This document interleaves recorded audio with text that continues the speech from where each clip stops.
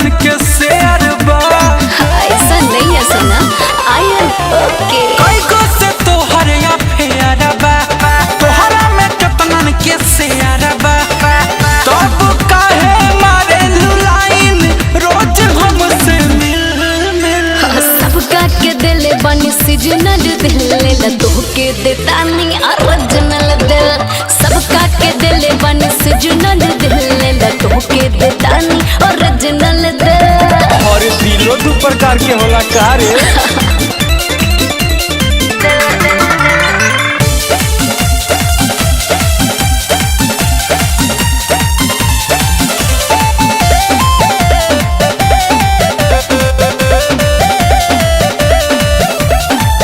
आशिकन के तोहरा लंबा लाइन बा।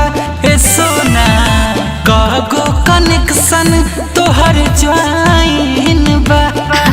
हम लइकी आई वाईफाई ना।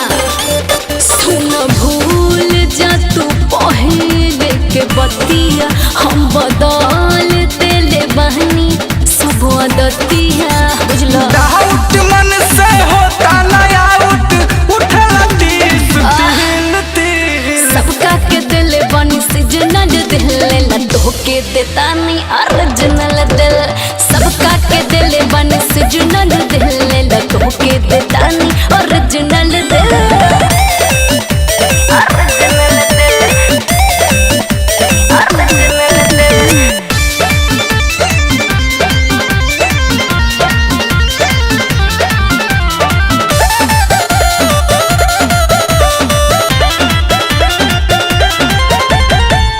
बाटे ना भरोसा एक जगे रहबे मिली। हमरो से निमन ओके लव यू कहबे। तोर प्यार ना व्यापार बुझाता। अरे ना हो झूठ बोलत नहीं तो हंसे अदब राज हो। लेके चला तू खियाला क्रियाज हो।